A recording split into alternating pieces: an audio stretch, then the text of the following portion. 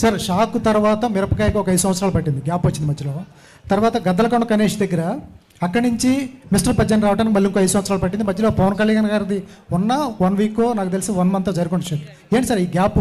అక్కడ 5 years ఇక్కడ 5 years. అంటే మనకి ఆన్సర్ తెలియనప్పుడు వచ్చేదాన్నే గ్యాప్ అంటారు.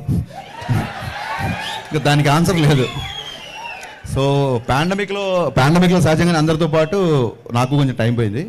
ఆ తర్వాత చాలామంది ఆ సినిమా లేట్ అవుతుంది కదా, వేరే సినిమా చేయండి అన్నారు. ఆ సినిమా లేట్ అవుతుంది అని చెప్పి కోపంతోనో ఇంకో ఫీలింగ్తోనో బయటకు వచ్చి సినిమా చేయకూడదు.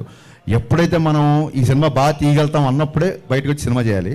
సో కళ్యాణ్ గారు పాలిటిక్స్లో బిజీ అవ్వడం మూలంగా ఇమీడియట్గా ఎలక్షన్స్ మూలంగా ఉండడంతో ఇమీడియట్గా ఈ సినిమాకి షిఫ్ట్ అయ్యాం. ఈ సినిమా నేను ఎప్పుడో రాసుకున్నాను, ఈ చేంజెస్ ఇవన్నీ ఎప్పుడో చేసుకున్నాను కాబట్టి I was easy to shoot. So this is fastest film my career. నాకు చాలా ఫాస్ట్గా తీసిన సినిమా ఇది.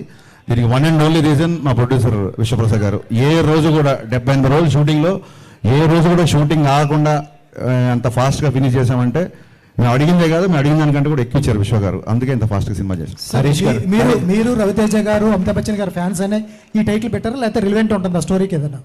ఇప్పుడు మేము చాలా మందికి ఫ్యాన్స్ అలా అని చెప్పి అన్ని టైటిల్స్ పెట్టలేం కదా. కథాపరంగా ఒక చిన్న పిట్ట కథ ఉంటుంది కథలో, అందుకు. అండ్ వన్ మోర్ థింగ్ ఏంటంటే టైటిల్ పెట్టింది రవితేజ గారే. మిస్టర్ బచ్చన్ టైటిల్ ఆయనే పెట్టారు, మిరపకాయ టైటిల్ కూడా అప్పుడు ఆయనే పెట్టారు. సో సెంటిమెంట్ గా కూడా కలిసి వచ్చింది.